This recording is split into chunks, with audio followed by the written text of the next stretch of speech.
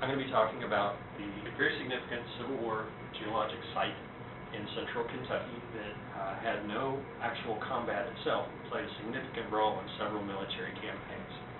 But before we get into that, we're going to talk about a completely different camp. As the Civil War was breaking out in 1861, Kentucky was deciding which way it was going to go, was leaning toward unionism, and one of the prominent unionists in the state, a gentleman named Richard Robinson, offered the use of his farm in central Kentucky as a depot and a training center for some of the early recruits. The Union Army, having no other options, enthusiastically accepted, and Camp Dick Robinson was formed and became a training center for a lot of the central Kentucky and East Tennessee troops that were being raised in that first year of the war.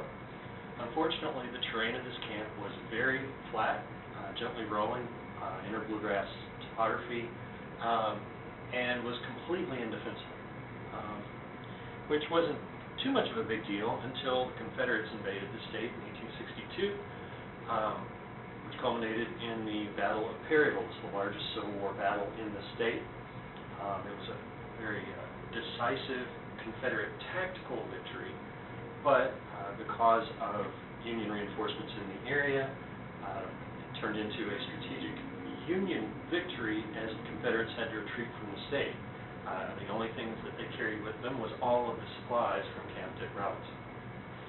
So after that campaign was over, the Union Army was looking for a new site.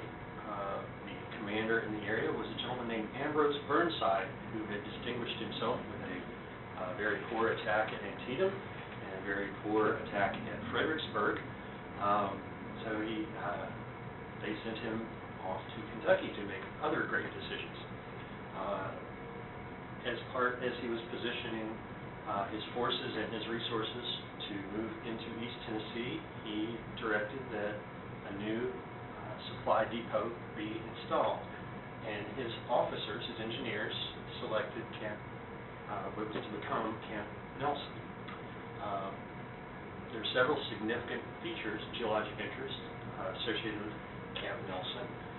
One is that it is on the north side of the Kentucky River Palisades, and the entrenched meanders, the cliffs there, give it strong fortification on three sides. The gently rolling karst topography of the inter-bluegrass extends into the camp, and some of the critical facilities were able to be placed inside karst features, which shielded them from view from outside, in spite of the fact that a major highway rolled right through the middle of the camp.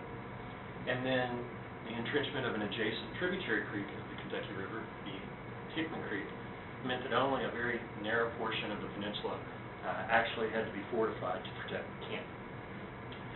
The camp was named for General William Bull Nelson, a very colorful figure. He was originally a Navy guy who just before the Battle of Perryville managed to get himself heroically murdered in the lobby of a Louisville hotel by a fellow Union officer. He had been bullying that officer and refused to apologize, and he got shot. Camp Dick Robinson is located here in central Kentucky, and even though it's fairly far from major depots at Cincinnati and Louisville, as a forward outpost, it was able to provide significant supplies and support for campaigns at Cumberland Gap, the East Tennessee campaign to take Knoxville, and also played a role in the campaign towards Saltville, Virginia. People who were recruited from and trained at Camp Nelson also participated in battles at Franklin, Nashville, as well as Southwest Virginia and East Tennessee. Now, the position of Camp Nelson as an outpost depot was one source of criticism.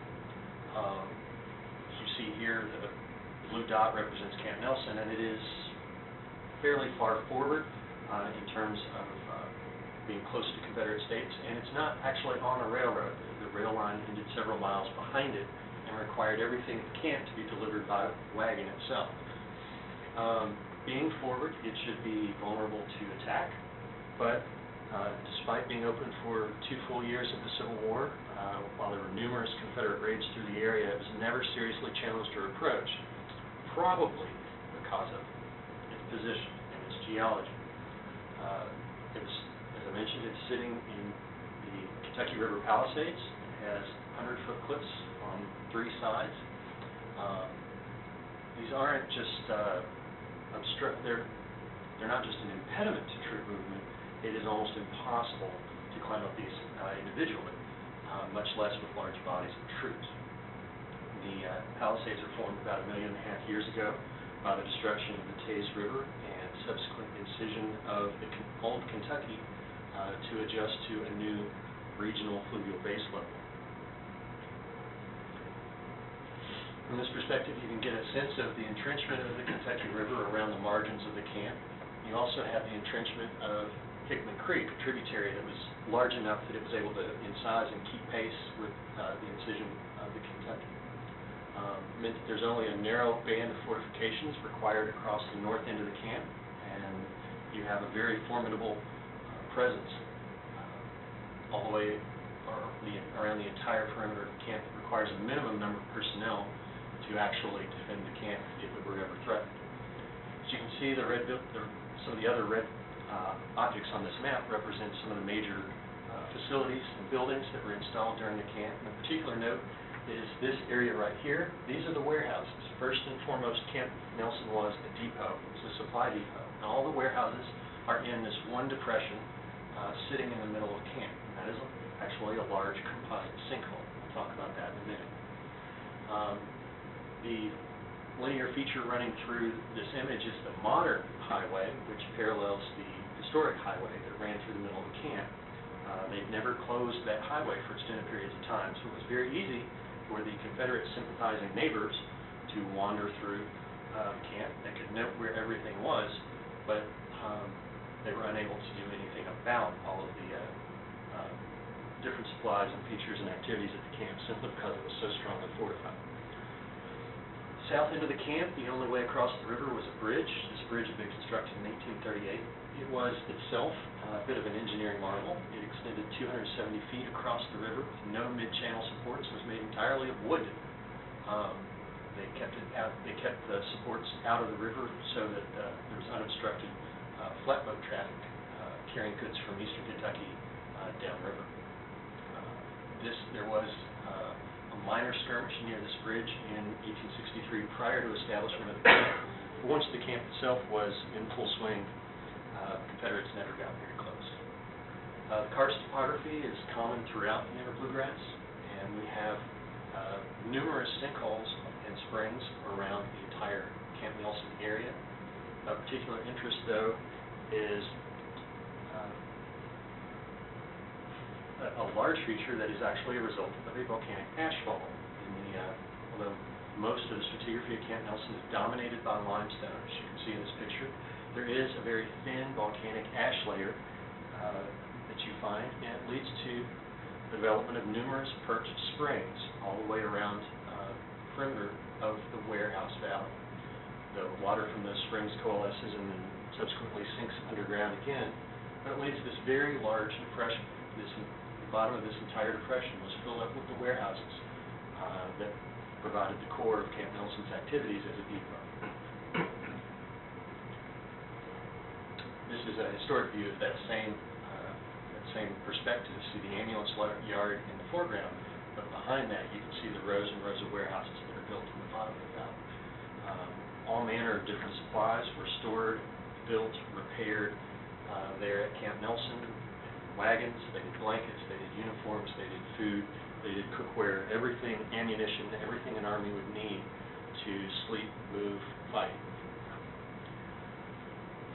Inside the secure facility, they also established a very successful general hospital, and they had rehabilitation camps for troops that needed the rest and the relaxation, as well as a soldiers' home for soldiers that were wounded and recovered from the wounds, but not yet discharged and ready to be sent home.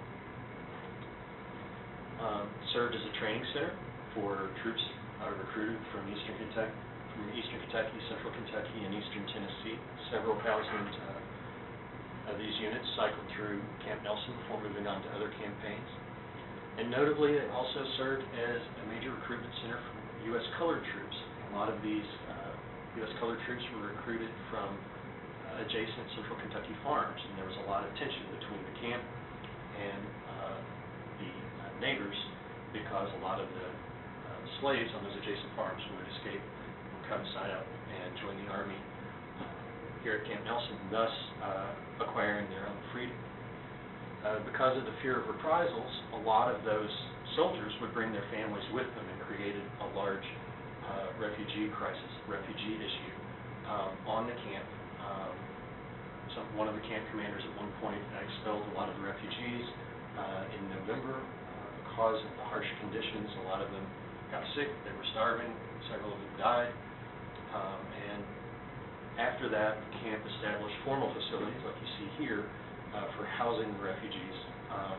And a lot of the work was led by a gentleman named Reverend John Fee, who later went on to found Berea College nearby. This is a very late view of the Refugee Village. You see the formal buildings in the background. Those were schools, offices, and whatnot. Off to the right, you can see some less fancy but still formal, still officially constructed buildings. Those were the official core of the refugee facility. You also see the tents that were put up as temporary housing. And then down in the little valley is actually a little shanty town for still yet more.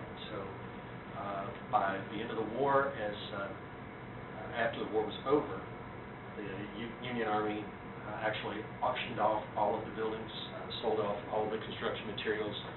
When you go to Camp Nelson today, what you see now is National Cemetery. You still see the rolling topography, including the Warehouse Valley in the foreground, and then off in the distance you see the White House, or the Perry Mansion, which served as the quartermaster's headquarters during the life of the camp. So, if you want to learn more about Camp Nelson, the best history is written by a name Richard Sears. It's available from the University Press of Kentucky. And with that, are there any questions?